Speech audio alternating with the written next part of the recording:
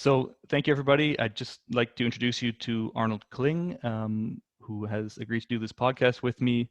Arnold has an PhD in economics from MIT, has spent the last 20 years roughly, though as an author, a blogger, etc., which is where many of you may know him. Prior to that, he was involved in his own startup, as well as at Freddie Mac and a component of the Fed, doing some economics research. So Arnold, thank you very much for joining. Nice to be here, John. Great. Thank you. So, I mean, I'd like to, as we sort of just talked about offline, use this podcast to, among other things, talk a little bit about the sort of complexity thinking that I see as sort of implicit or almost explicit in a lot of what you write about. I'll just quote a little bit what I said in my email to you, that I see a complexity or complex adaptive systems style of thinking underpinning a lot of what you talk about, write about. And here I'm referring to traditional economic themes like prices, specialization, and emergent order, which we should note is not necessarily traditional to neoclassical economics students, one might say. But then also your thoughts on the economic profession versus the private sector and tech. And then moving a little bit outside of economics, you have a strong interest in cultural intelligence, as you sort of term it. So I'm talking about guys like Joseph Henrich here, Kevin Lalande.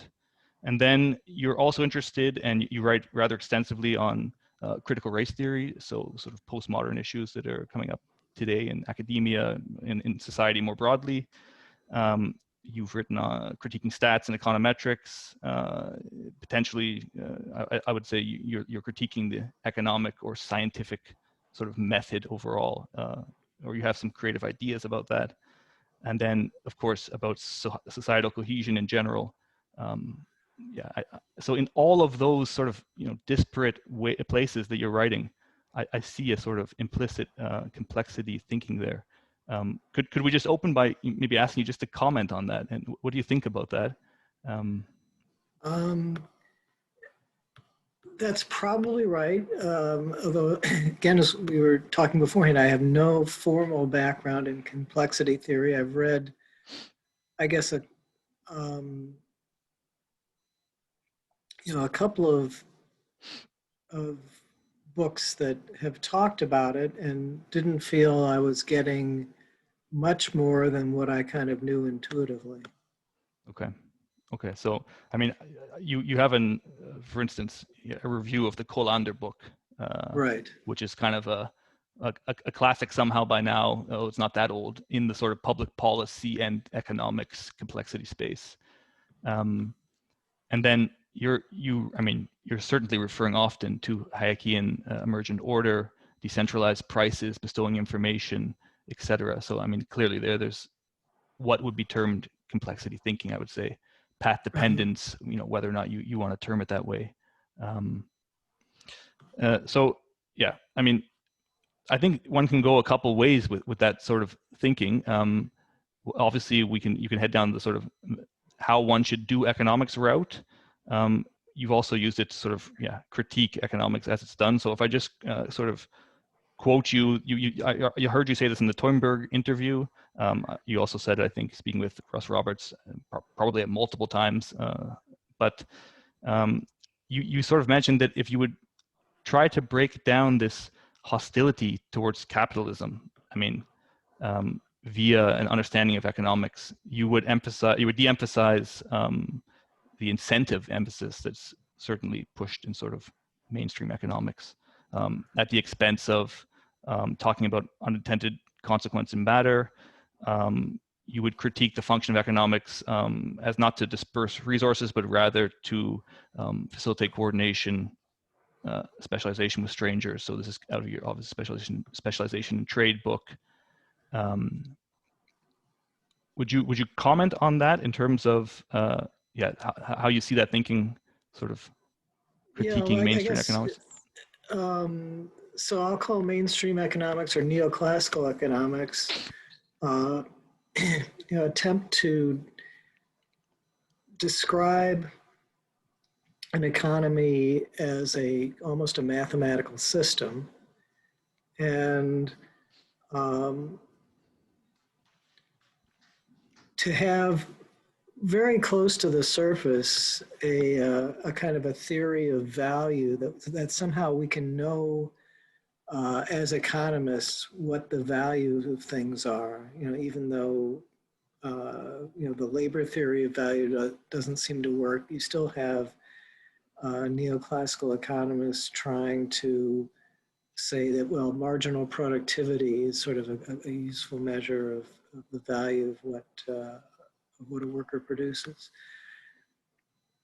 So it's a project that I think developed, especially after World War II, as a tool for central planners, even though, without, and the emergent order view or the Hayekian view or whatever, says no, central planning is not a doable project because the central planner doesn't have the information to formulate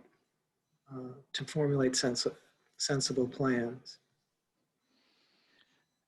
And then if you think about, so now I'm sort of thinking of a sort of adaptive evolutionary system. If you think about economic development in terms of sort of your view as opposed to the mainstream, how would you say it differs? So how is innovation or the transition between technological phases taking place? Let's take from the 50s on, for instance. Sorry, what was the last thing you said? I said maybe from the 50s on, so taking your example, post-war. Okay, so I think the profession really tried to focus on mathematics and optimization. Paul Samuelson almost defined his economics as people solving optimization problems. And for many years, the project was to solve the government's optimization problem by coming up with something called a social welfare function that the government was supposed to maximize. So it was, very optimistic about being able to quantify things, measure things, and approach economic problems as optimization problems. And I guess the view that I've come to is that you can't really do that. And a lot of that, I think, was based on my experience in business. I was just, some of my blog readers asked me to say more about my intellectual influences. So I've been writing a series of posts that haven't gone up yet about that. And what I notice is the longest post I've written is about the Freddie Mac career, which, because I learned more in those, half a dozen years in business than I learned in my undergraduate and graduate economics. I mean, in some ways, the learning was complementary, but if you had to throw out one, it would be the classical economics, because one of the things that first hits you if you work in business and all you've done is study economics is these things that a business is supposed to optimize, like it's supposed to minimize costs or maximize profits, solving a calculus problem. That's not the problem at all. You don't know, your challenge is to figure out what's going on. And beyond that, if you were in a large organization, the challenge is to get the large organization to function. It's amazingly, human beings have a real propensity to engage in conflict, and that happens within an organization. And so, when the textbook economist models a firm as a unitary thing, that's very misleading, because a firm is not a unitary thing. It's a bunch of different people with different interests. And a lot of the challenge that the management faces is getting some degree of alignment from these different people who just as human beings have a tendency to be jealous of one another, to disagree with one another, to be suspicious of one another, and so on. Yeah. So as I mentioned off before we started, I'm working in a software as a service startup, which is now 10 years old, but it's producing a rather proprietary piece of or software platform. In that sense, we don't have strong competitors, and a lot of I could say a lot of what the company is doing is interacting with its long-term customers to learn what they want as we continue to build the platform.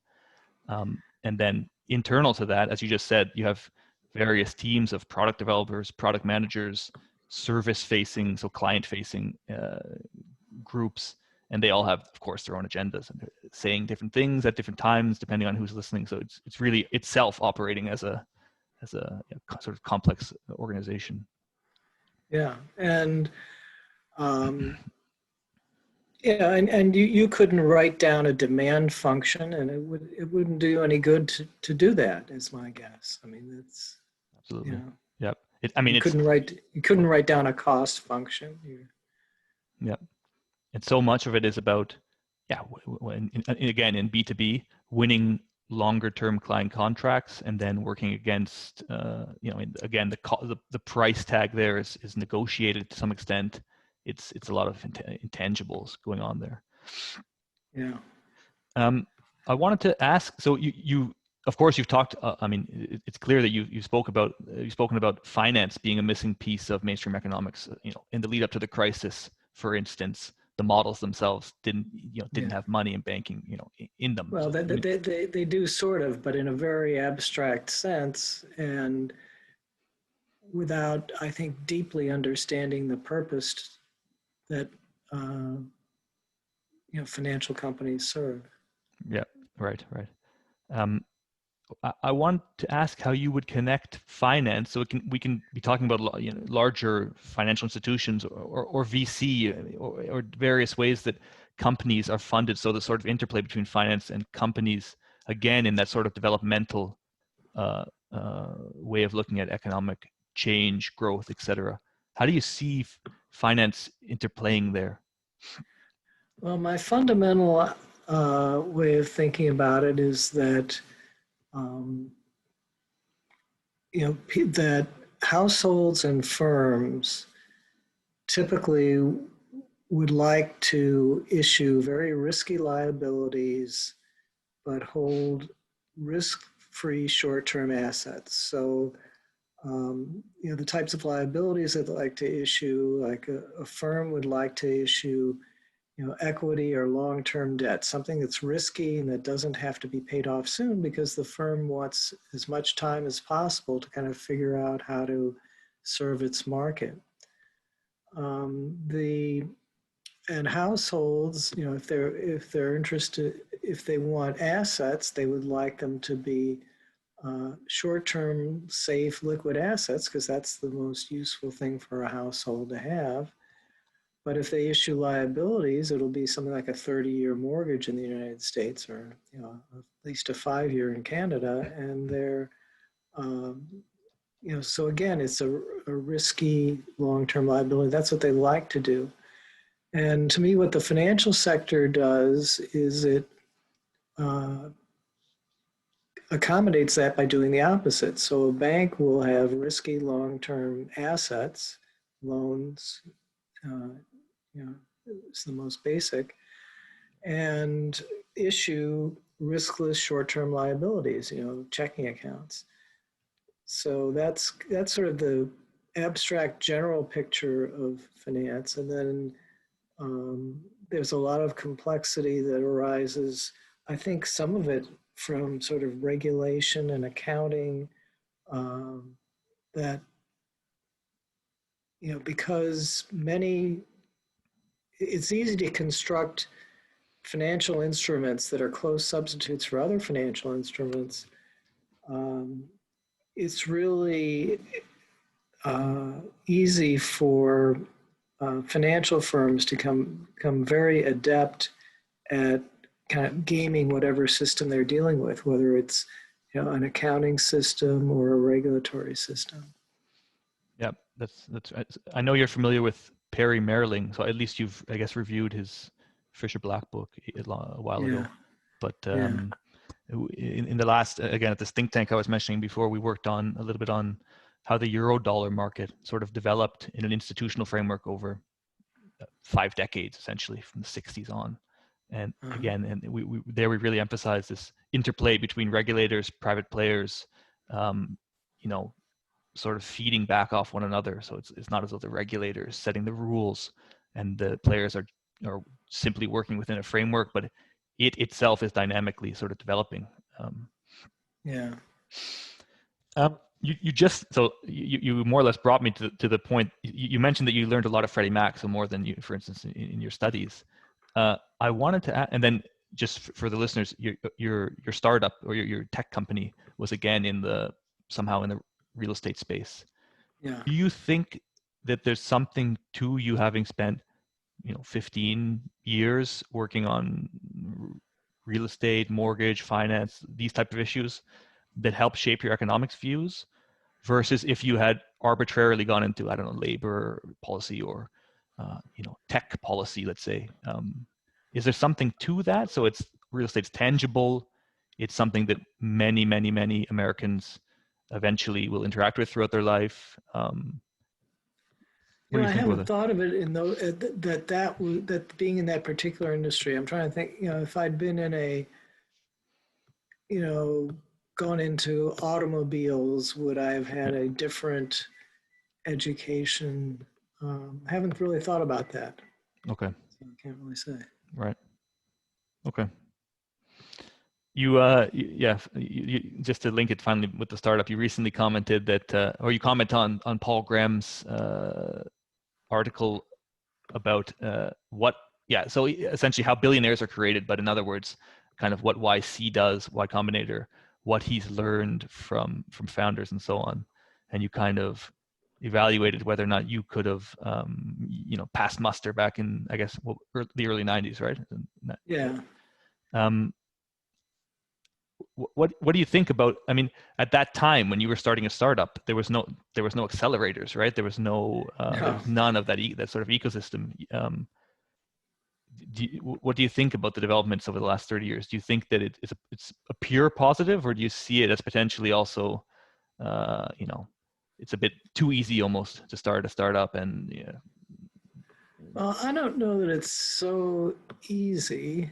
Um, I think I would rather have it be easy to start a private firm than to create a nonprofit. Um, I think we way sort of overestimate the social value of nonprofits and underrate the social value of for-profit firms. So I don't think I would say that that's necessarily a bad thing. What I do worry about is um, the way that the sort of winner take all approach about internet firms that they're either grow big or die, mhm, which is the venture capitalists set up, point of yeah, view, and I think it has to be the venture capitalist point of view because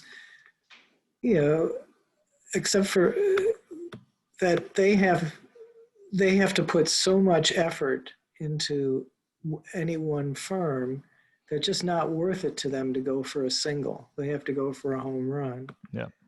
But that home run mentality, um, I'm not sure it gives us the best overall business ecosystem. So that's something that concerns me. But I So obviously really can't do really much at about it. the product level, not at the societal cohesion level or something about inequality or something, but really at the level of new companies being created is potentially not the optimal way, or you could see. Yeah, well, I guess what I worry about is, um, I mean, it is partly an effect on society Mm, because, um, it means that the type of people who go into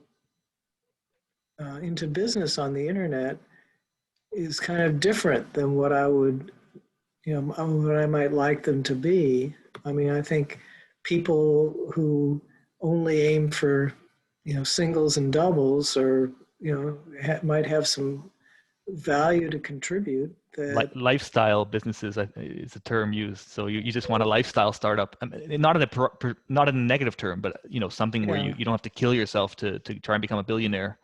right, and I think a lot of America from very very early on, starting you know from really first settlers was based on a notion that uh, you um, you're on your own. If you're a farmer, you make it on your own. And small business has always been a big part of this country, and it just pains me to watch so many, with the pandemic, so many small Mm. businesses in trouble, because I just don't think that it's going to be healthy for the social fabric to have everybody uh, dependent on large corporations, either for employment or for begging them for money to start a nonprofit. Yep. Yeah, I would agree. Um, so maybe one more thing on economics, and it sort of links up. You have a post on economists should do an internship, something along those lines. Yes. It's quite nice because I mean, I guess you're directing it at PhD economists who would probably go into academia. I mean, that seems clear. Uh, would you flesh that out about? So what industries would you like to see them go into, or is it a year of work that it could be in government or it could be at a startup? Um, Um, and what is it well, about it that you think okay. would? What I think I want them to get out of it is that, again, I just think you can learn an awful lot in general, but specifically the sense that a business is just, it's not born as with a demand curve and a supply curve. It's born with a lot of, uncertainty about things. And even, a mature business, if you're talking about going to being an intern with a mature business, you're going to see, just a lot of unknowns that people are dealing with. And that maybe gets back to your complexity idea. I think people would appreciate the complexity uh, of the business world a lot more if they just lived in it. But I guess you would agree that it's the kind of thing that needs to come from the schools as well. I mean, it's quite difficult for a up and coming PhD student to kind of do that, right, on their own. Right, and Yeah, it probably is a career limiting thing to do. yeah, Uh, yeah. yeah. Uh, Yeah, I would agree. So one kind of thing there on your startup. So you sold it in the late '90s. So you have it in a recent post where you sort of detailed your life essentially, right? Shortly, I guess. Yeah. Um, and you sort of say somewhere in there that you sold it for enough that you could. I don't know how to word it, but essentially you could do what you wanted after, but not in some crazy sum of money, right? Where you're some kind of Right. super rich guy, and you talk a lot about, or you talk often about Nassim Taleb. Uh-huh. Have you ever thought about the parallels there between the two of you, just purely in that sort of life path? So he's done something similar. He didn't do a startup, but he apparently made good money in finance, and then was able to, as of again something like 2000, focus on writing, blogging, etc. Um, No, I hadn't considered that parallel, but okay, yeah, yeah, it but is one. can you see, or more like, what can you comment on the ability of you to not need to worry about an employer, for instance, in sort of facilitating your last 20 years of output? Or would you think if you were a tenured prof at university for that period, it would have been rather similar? That's an interesting question. Um, I think, sort of not worrying about grant money is useful, and I like having the freedom to just um, sort of say what I want. I don't have to, um, yeah, I don't have to worry about whoever is granting me money.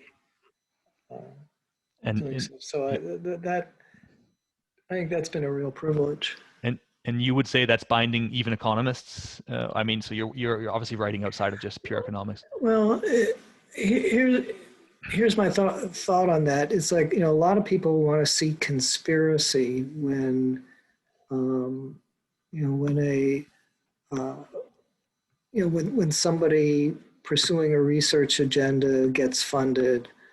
Um, it isn't so much, okay, so it isn't that, uh, somebody who is a professor says, okay, there's money if I, write papers supporting the drug industry, therefore I'll write papers supporting the drug industry. It's more the other way around. A professor who honestly believes that pharmaceuticals have, contributed a tremendous amount to the value of society and are very cost effective in terms of healthcare and writes that will then find himself getting, getting certain sources of funding. So there's kind of a selection that goes on that people are selected by um, by sort of funders who appreciate them uh, to do certain types of work.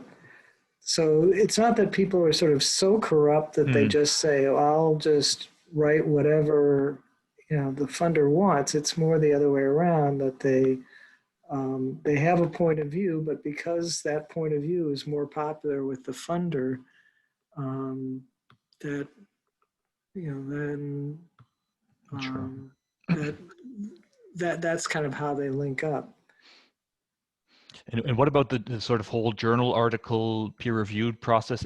Does it play as strong a role as the funding, or is it actually overplayed how important that is in terms of? What I think that leads to is kind of a buddy system where sort of you know it's much easier to get something published that's very close in style and content to what generally gets published, and then it becomes quite difficult for something that is out of the ordinary to make it through, because that there's a real "I'll scratch your back, you'll scratch my back" kind of world going on, and it's particularly strong, I think, in economics, and I think it's very unfortunate there.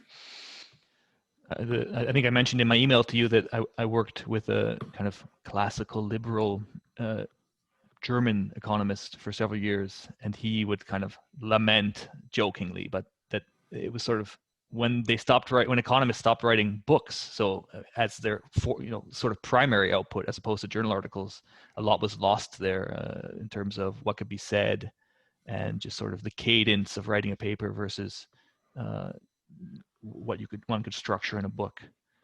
Um, it's certainly the case that economics is, I guess, at the forefront, or it was in terms of these newer forms of communication, so blogging, Twitter, etc. I mean, the Nobel-winning economists are all on Twitter, and they typically maintain a blog, and so on. What do you does that interplay at all with the sort of this back Well, I think scratching? well, no, I think that probably represents an opportunity for something better. Yeah, Um, sure. the but it probably, as long as it's the case that what your tenure depends on is publications in top 5 journals, then that's going to be the main driver. Yeah. Um, it, I think it'll be quite a while before it becomes at all mainstream for somebody to be tenured on the basis of blog posts. Yeah, I think they're more likely to get Patreon funded and go do their own Yeah. career somehow, something like that. Yeah. Maybe one more thing on your sort of output, let's say from 2000. So you also um, were until recently teaching in a high school, I guess in a volunteer. Yes. Do you want to talk about that at all, or I mean, I found it Sure. quite interesting that you did that, and maybe whatever you'd like to say about it. Okay. Well, when I was in high school myself, I had a very charismatic chemistry teacher, who really seemed to enjoy himself. And sort of when I, um, had sold the business and exited, and I was kind of casting about thinking, well, what should I do next? And, who seemed really happy doing what he was doing? And this chemistry teacher in high school seemed really happy doing what he was doing. So I said, well, maybe I should try high school teaching. Um, and I managed to land a position at a local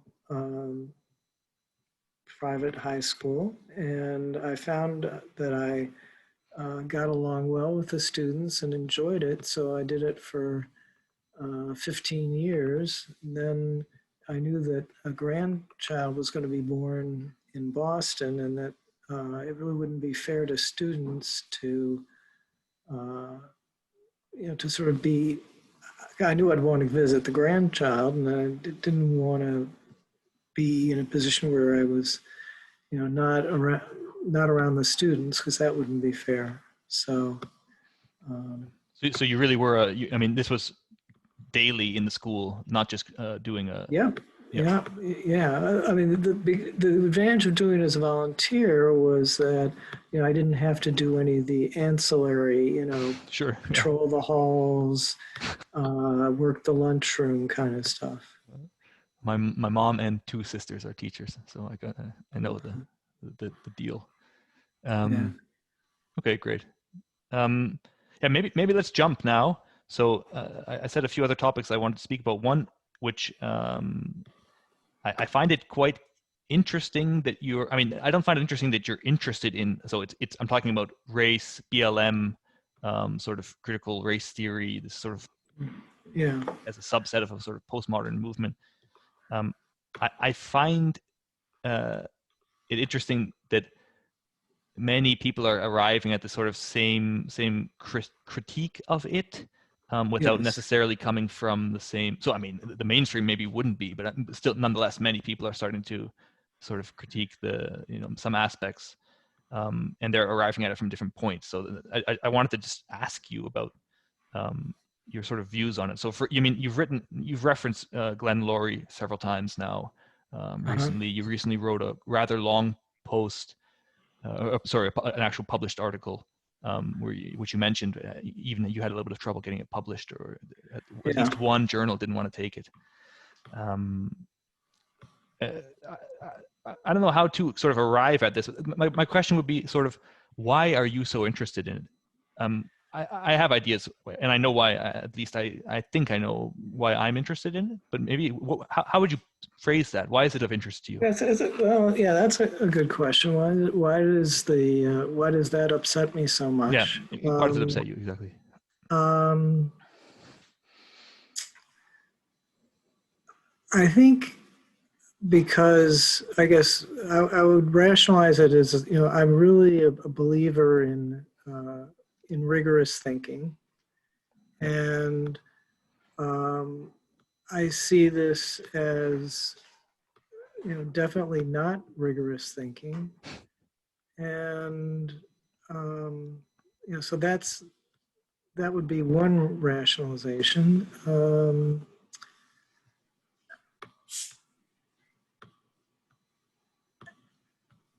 And I guess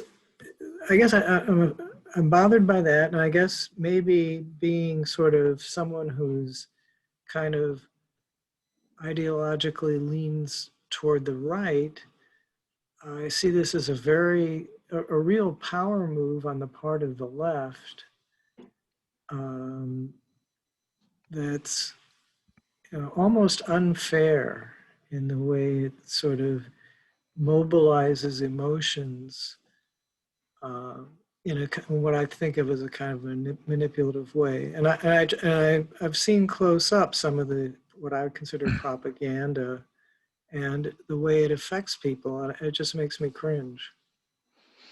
And I guess if I were, perhaps if it was, you know, prop, deliberate propaganda that sort of roughly supported my views, maybe I wouldn't be so negative on it, but hopefully I would. I mean, hopefully I'm against propaganda of all Yeah. kinds. That's in one way, that's the exact question I ask myself. Is it in a particular way because it's something that, if it was for something I really believed in, would it, and I also hope it's really a distaste in overall poor rigorous thinking, Yeah, bad use of logic, stats, etc. Um, yeah. and then you didn't mention it just there, but maybe it's implicit in the power move of the left point.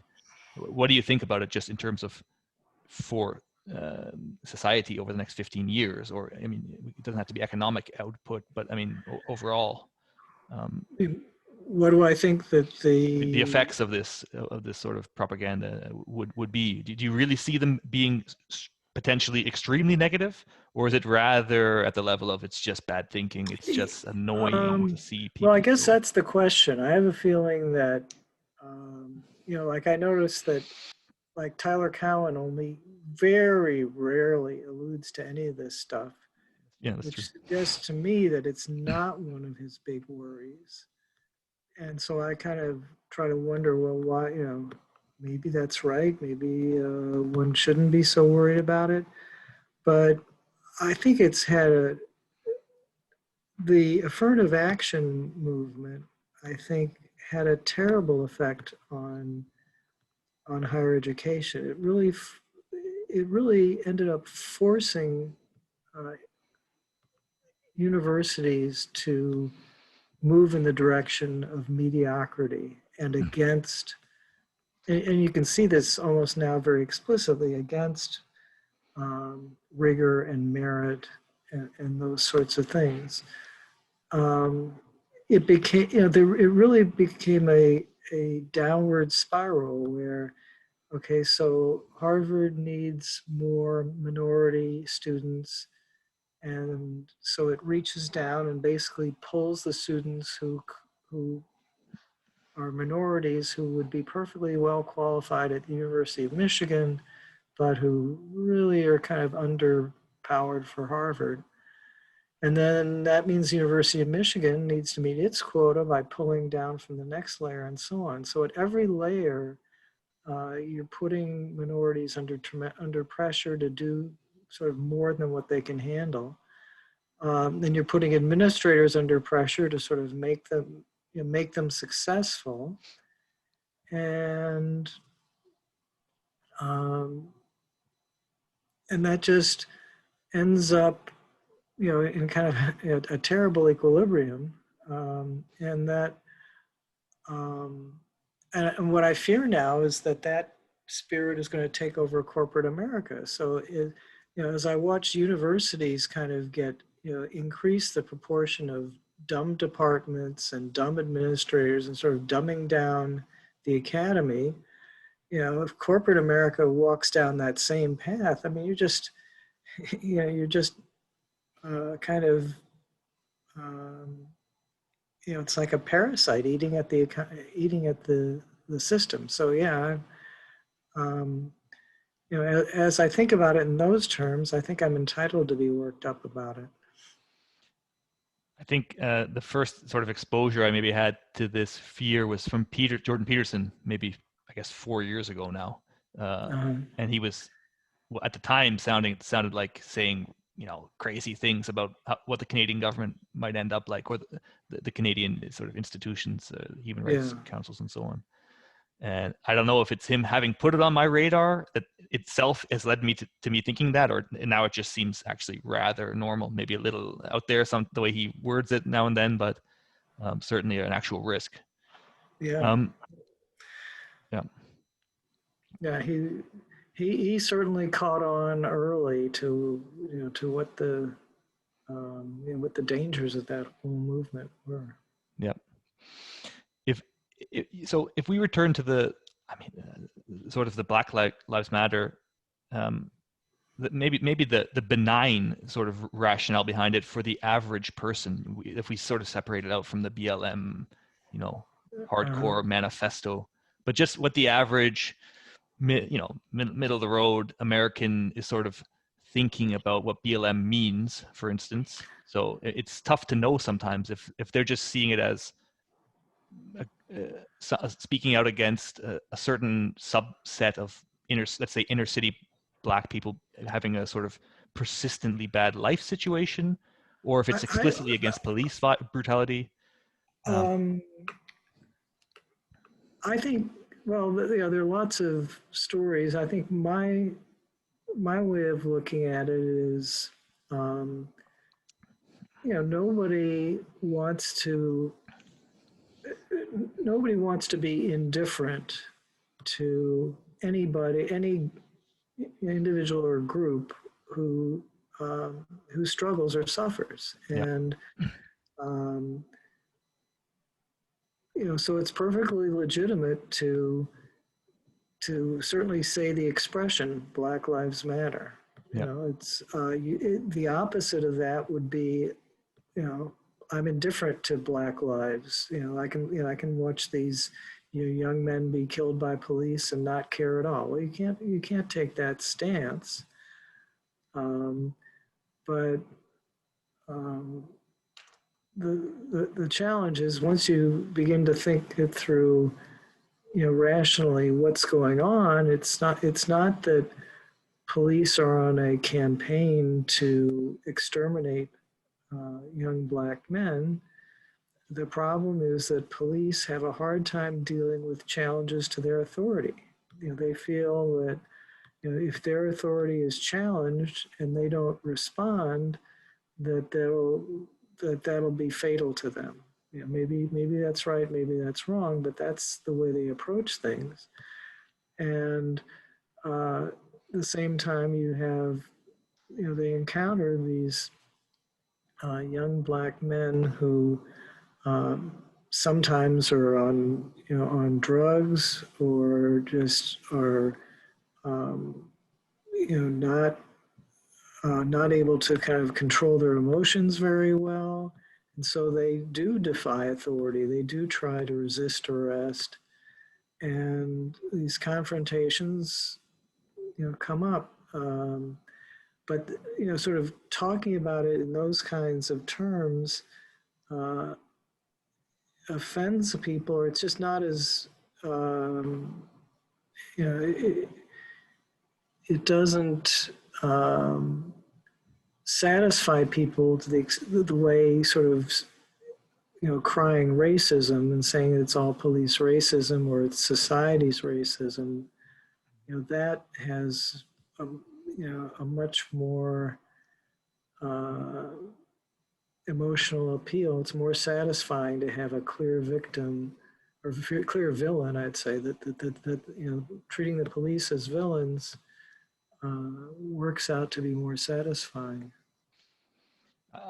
yeah. So echoing that, I found just in personal conversations on this, and it's totally absent from sort of mainstream media conversation, that even beginning to discuss the overall, so the larger situation of, say, inner city areas, like let's say take Chicago as an example, with very high crime rates, murder rates, etc., as maybe a proxy for the likelihood that the police are then interacting with, let's say, young Black men in this case, or even just to speak about it as itself a bad thing for this subset of people. Even that, people are very cautious to speak about it, or they take it as a kind of bait and switch you're trying to pull, or a sign of maybe of racism, or just something Yeah, that shouldn't be said, kind of. And I'm talking about with friends, where in another yeah, situation, totally normal to speak about this type of. yeah. I think there is a huge element of, I think, something that just about everyone is really terrified of is being called a racist. And I think the only solution to this is really for people to get over that fear and just say, okay, that's a bullying tactic. I'm going to, adopt an attitude toward minorities that I hope works.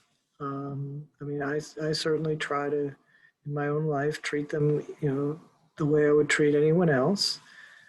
Um, and if somebody comes along and says, no, that's not enough, you have to be anti-racist, just say, okay, well, you can say that, but I'm just going to be me. And I'm going to, live what I think is an ethical life and not let you bully me around and tell me what I have to do.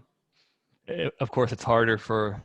I mean, it's harder, let's say, for younger people or people who can be summarily let go from work, for instance. It's obviously a sort of a binding kind of behavioral check there, maybe. Yeah, well, that's again it's another advantage of not being financially independent, among other Sure. things, is I don't have to worry about that. Yeah, I mean, for me, it's a lot of having grown up in Toronto in an area where, let's say, an elementary school, and where a good portion of the students were in Canada. The blacks tend to be, at least previously, Caribbean immigrants, first, second generation, so not the long-term African American population. Um, yeah, simply being friends with them and having grown up with them, it's absurd for me to think of someone accusing me of being racist. That it sort of inoculates me in that sense against Yeah, speaking against it. I would say though, being in Germany, as I told you, for the last 8 years, where it's an international crowd in the startup scene, but nonetheless they have no idea about, let's say, my background or the reality of, let's say, big North American cities, and they can immediately confuse it for some kind of uh, the type of racism that they would expect to see in I don't know, in small town Germany or something. They yeah, can't, they have no way, no bearing, to sort of view it in a North American context, which yeah, is can be frustrating to be so out of your element. yeah. Um, yeah, okay. Thanks for talking about that component. So you have written your recent book on the sort of these three axes of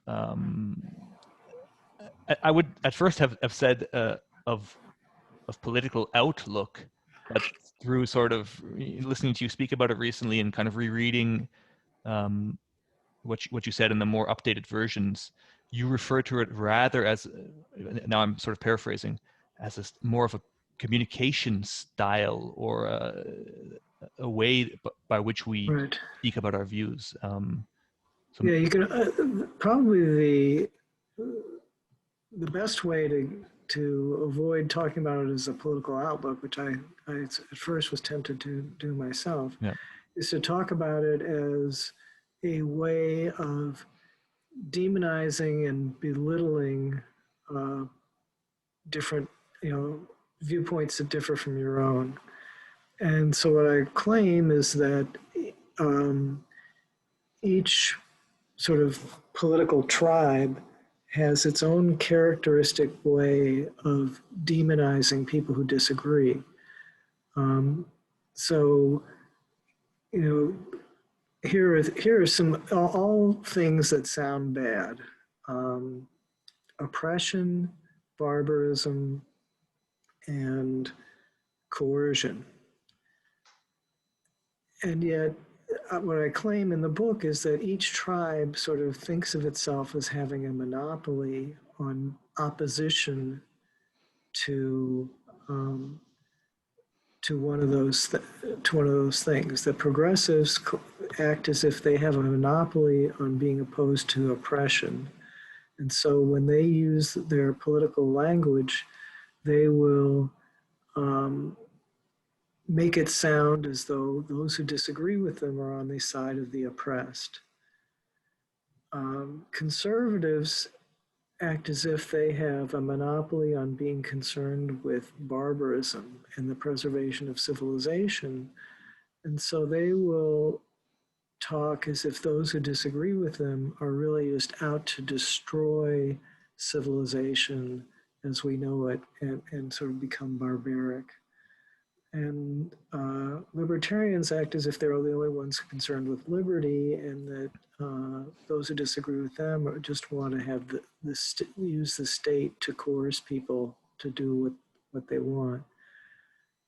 So an example I'd give would be something like the Black Lives Matter movement, where the instinct of progressives is to see the blacks as the oppressed. And so if you disagree with them on the Black Lives Matter issues, then that must mean that you're on the side of the oppressors, and they'll call you a racist, maybe. If you're a conservative, you think, well, police, they're essential to civilization. You can't have a civilized order if people, if you don't have police. So when they hear a phrase like defund the police, it's like, oh, these people, they just want to take us back to barbarism. There's no appreciation for civilization at all. And libertarians will tend to be to want to look for the cause of blacks losing their lives at the hands of police as sort of the state being too strong and too aggressive. So, maybe they're being arrested under laws that shouldn't exist in the first place. Maybe the police are too militarized. They'll look for. They want the state to be the villain. And yeah, so I mean, thank you for explaining each of the points. I found them extremely interesting, and you've had quite a dialogue. I mean, at least online. So, for instance, with Russ Roberts in several podcasts, and also with sort of Pluckrose and Lindsay vis-a-vis Russ Roberts, but also in some blog posts, and where they sort of again frame a kind of barbarism like critique, but not along this libertarian line that you do, but sort of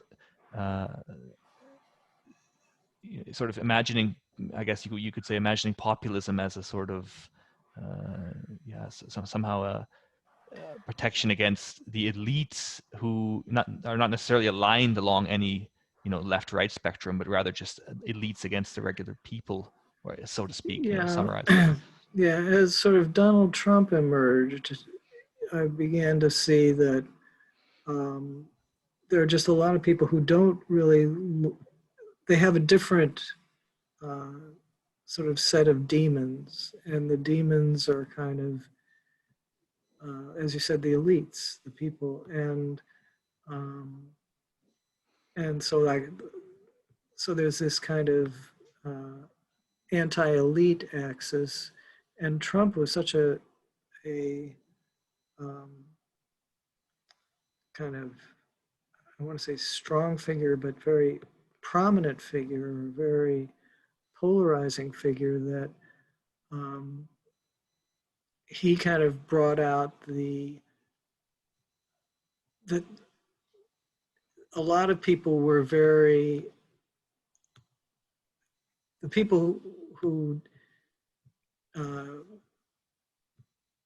were not sort of as anti-elite as Trump supporters began to be, I think, very defensive of the elite, or very, not so much defensive of the elite, but very hostile to populism. Mm-hmm. So long story short, he created a very strong populist versus anti-populist kind of sentiment or axis. And so for some people, the villains were the elites. The Trump supporters felt that the villains were the elites. And then for everyone else, the villain was the Trump supporter. And I guess you would see that along the sort of the center, right, and left in American politics, coming from either. Yeah. I think he kind of shook up everything up. I don't know if it'll get back to normal now, but.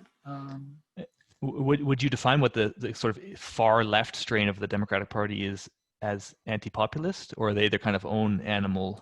They're not a populist in the Yeah, sense I that, think they're kind of their own animal. Some people even call them the left populists. I don't know if that's yeah. a good phrase or not. I suspect not. But I guess at least Bernie Sanders was somehow. I mean, I wouldn't group him with the sort of the newer age, like AOC, et cetera, yeah, ones. But yeah, it's funny. I think in Europe, I think you see maybe even a cleaner sort of um, anti anti the populace. So really against those who might be for what are termed populists in Europe. Um, mm, uh, and that's sort of across the spectrum up and to the point of, I mean, in Germany's case, the ARD, or in France's case, whatever the right party is, it's quite a unified dislike for the party, and I would also say dislike for the people. I mean, who are voting for them. Would you comment at all on this sort of emergence? I don't know if this is novel. Maybe you could even comment if it's novel, of a kind of uh, hybrid political economic outlook that some of these, again, sort of what's termed right parties are have. So in Europe, maybe in Hungary or in Poland, maybe also in England at times, sort of socially conservative, but economically rather not conservative. So funding public policy and et cetera. yeah. It's sort of the opposite of Yeah, libertarian, exactly. Yeah, and I think it appears to me to be uh, fairly, you know, fairly fast growing, uh, and um, yeah, I mean, it's certainly not a libertarian moment right now. I guess the way I'd put it. yeah, sure. Um, when I was listening to you speak with no, I guess you were speaking with Russ Roberts, but somehow the juxtaposition of Martin Gurry's position, so Uh-huh. sort of revolt of the elites, in one sentence summarized as sort of, I guess, via social media at this point, the elites, as he terms them, are sort of exposed to the populace for being, not maybe what people thought they were at previous times. And at the same time, the people can somehow organize themselves. I know Guri has been a little critical of their ability to really organize themselves in a longer term fashion, as opposed to just a frenzy which peters out after some months. And Yeah. then Ross Roberts at times has spoken about the fact that there's just a splintering of what was once kind of 2-3 media outlets, TV stations, which were really sort of sense making, to use the terminology of like Eric Weinstein, for instance. Yeah. And I think you've also been you've also said some things to sort of that effect. And what that strikes me as, from one angle, is it's a heavy focus on not the actual content or message or political policy, but rather simply the interplay. The network theory of what's going on itself leads to discontent, etc. Do you see some actual truth to that? That regardless of Yes. what the underlying social sort of level I, is. I see a lot to that. Um, I think of one of the ways I conceptualize things a lot is with the Dunbar number, Yeah, which is sort of the number uh, of sort of groups in a mammal setting that can that can kind of operate. And uh, it's from an anthropologist, Robin Dunbar. And for humans, the number is 150. That is, humans can recognize about 150 faces, give or take.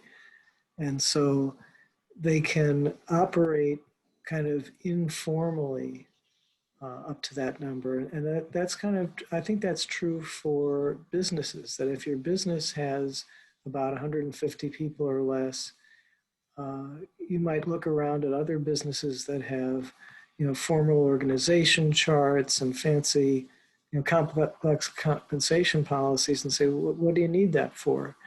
And then when you find yourself in an organization that's bigger than the Dunbar number, all of a sudden you see, oh, things kind of break down if you don't have more formal communication channels and decision processes. So, sorry, take me back to what we were. Yeah, it was about if it's really the median, not the message. Okay. So how does so what I think that the media have done has created confusion in that we're used to, with old media, we lived in a world where, our everyday encounters were with people, we were with the immediate world, the sub-Dunbar world. Uh, our friends, our family, our coworkers, things like that. And then uh, the world of politics and celebrities was a remote world. That was, we saw them on screens or in magazines or on television or something like that. Now we're in a world where your friends are on a screen, you flick your finger, and now you're looking at a celebrity on a screen. And I think people are very kind of confused by that.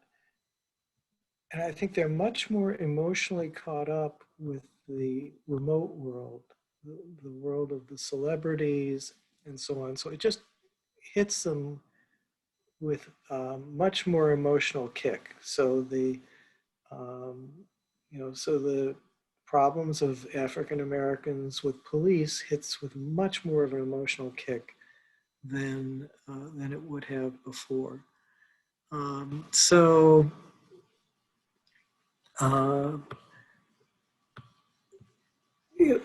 that I think has really, so I think that does account for some of the differences in the way, in the sort of intensity of politics today compared to what it was, years ago. So I mean, as these technologies are here, okay, they're changing and so on, but nonetheless, they're not going away. I mean, that doesn't bode well, one could say, or do you? Well, I guess a more optimistic take is that the culture needs to adapt, but we're going to go through something. I mean, if this is an optimistic take, it's not a very optimistic one. But if you go to back to the invention of the printing press and how disruptive that was, the church didn't really survive it. You know, the so we may, but eventually, society adjusted, and we stopped having, religious wars following the printing press, but the invention of the printing press. But now we've got this new internet technology environment, and how long will it take for people to adapt to where they are able to live with each other without, coming to, without having such bitter political feelings toward one another. Yeah, you mentioned there. Well, you sort of alluded to, if I now jump to this cultural intelligence idea that you, again, have written many times about. I'm talking about Kevin Laland, Joseph Henrich. Just to summarize, I would say it is the kind of idea that we as humans, maybe the majority of our actual intelligence, what we often would think of as our intelligence, is culturally learned. So it's coming from a sort of evolved set of norms, way of doing things, etc., that we download, so to speak. It's less than, much more than innate abilities. Right. It's like the cloud. We're getting. If you can think of culture as like the cloud, and we get, like you say, we get, norms, habits, practices from the cloud, rather than from our own internal operating system or whatever. And why is that? I also ask myself, similar to the Black Lives Matter kind of, why is that so interesting to you? Is it just because it's a very persuasive narrative that also clicks and it's a kind of critique or an update on I think evolution. what's interesting about it is how do you reconcile that with economics, which is so, you know, tries to start out with the individual, and of course, and the kind of the Austrian economics tradition, which seems somewhat close to the way I think about economics, uh, is so insistent on methodological individualism. How do you reconcile that and a desire for individual freedom and liberty with just the reality that we're sort of nothing without our um, the culture that forms us, and that's I don't have a quick soundbite on reconciling that, but I think that's what makes it interesting to me is that it makes it clear that you don't want to just say, well, everyone's an individual and this it all ends there, and because that clearly can't be all of it.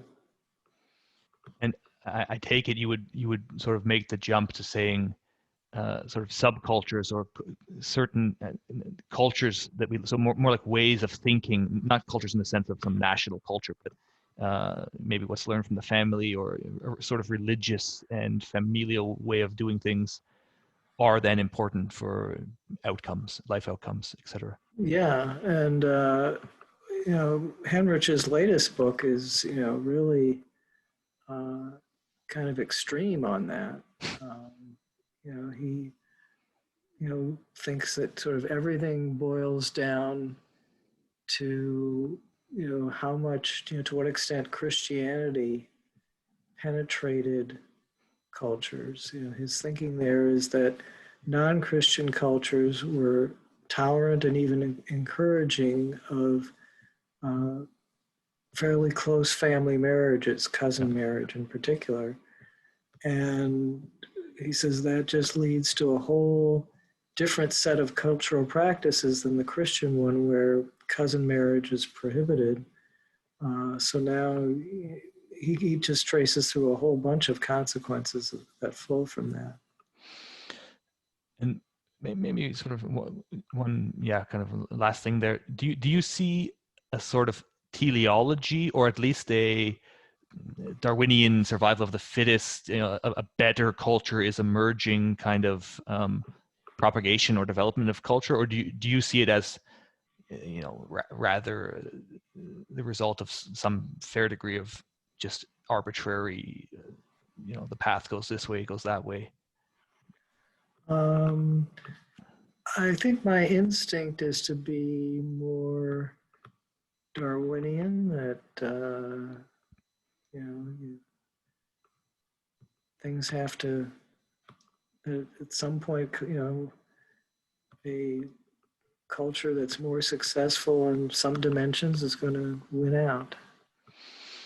Yeah, I sometimes I want, so if you take Hochdeutsch, so the High German that's now spoken in all of Germany, I guess the reason that cultural artifact language is now spoken by 80 million people isn't because it was a better, more effective language versus the fact that probably some prince won some wars, or it was spoken by Goethe or one of these major thinkers who sort of formalized the language, and there was a kind of institutional push there. Okay, so yeah, well, like there can be, yeah, well, it's not a fully deterministic model. Just thinking about it before, I would say, I was thinking that, yeah, surely the sort of tacit knowledge about which berries are poisonous is, a direct and binding result of a kind of survival of the fittest. Whereas the status of a language seems rather arbitrary, and as opposed to, somehow the survival of the fittest style thing. Good. I think, I mean, sort of wrapping up. I had one more sort of personal thing I wanted to ask you. So, you've written, or you do dance, Israeli dance, correct? Yes. And you actually have written about it, not only in and of itself, so sort of documenting it. You have some videos, etc. But you at least in one post have, you know, used it to riff on cultural appropriation. I'm not sure if you've used it elsewhere. Any comment on that? So I mean, do you see some value in this, in taking these kind of something like that, so personal passions, and trying to see how they can fit into other areas of thinking, or is that just having a bit of fun? Well, the thing I wrote was just in reaction with that was a really kind of obnoxious piece in the New York Times. Yeah. So that was kind of a weird one-off. I think the only thing I've noticed is that's of significance about Israeli dance is that how, you know, how old those of us who do it are getting, and that made me look at at sort of hobbies that have been around a long time are kind of aging out because, you know, young people have different opportunities, and what happens is that the people who stick with an old hobby uh, get more and more dedicated to it, and they raise the barrier to entry for new people. And so there's almost like this natural cycle where, you know, where hobbies used to be mass hobbies just fall into niche hobbies. You know, I guess other things might become mass hobbies, but the old ones just naturally uh, turn into, you know, niche hobbies. So I mean, on the ground example, when a young guy comes to the dance night, you're saying he can't cut it, so he's sort of not allowed in, so to speak.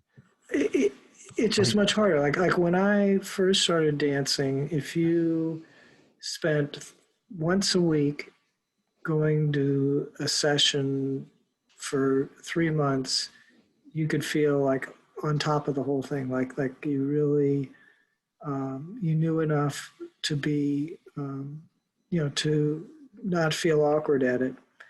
Now that period of time, you probably have to go to you know, so that would be what, once a week for 3 months, that might be 10 sessions. Now you probably have to go to, you know, 60 or more to sessions to before you'd feel comfortable. That's a huge barrier of entry, especially for something like dancing, where, you know, you're very sensitive to, you know, your how you feel about your body, because, you know, while you're awkward dancing, you feel bad about your body, and that's a bad feeling to have.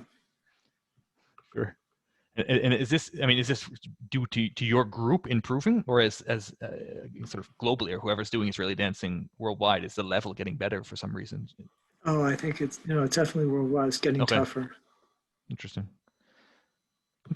Yeah. So I mean, I found it interesting that it's a passion of yours that you also are quite open about. I play soccer, and it's also, you know, rather a large part of my identity, I would say. And I also see all sorts of areas in life where it feeds in, just also in terms of meeting people and so on, and seeing a different side of people that you don't see in other settings. So Yeah, I wish we had more of that, because I think people would get along better if they realize that, you know, there are people with different political points of view that are still, you know, fun to be around and share your same hobbies and so on. yeah, sorry, just to wrap that, you've multiple times written about at your synagogue sort of differing, or it seems like the majority have differing political views to you. I don't know if that's Yeah. a fair Yes, summation, that's but fair. but would you say in that environment one can actually speak openly and so on, or is it also rather hostile? No, No. no, I think I haven't outed myself to very many people there. Oh, okay. Got it. Great. Yeah, Arnold, thank you very much. I really enjoyed hearing what you had to say about these topics. Yeah, I very appreciate interesting questions. yeah, thank you. Um, yeah, so I mean, I'll be putting this up, I guess, on YouTube and also as a podcast. I'll send around the links to you and so on once I do so. Okay, sounds good. Great. Okay, Okay, Arnold. Thank you very much. Take care. okay, bye. Bye bye.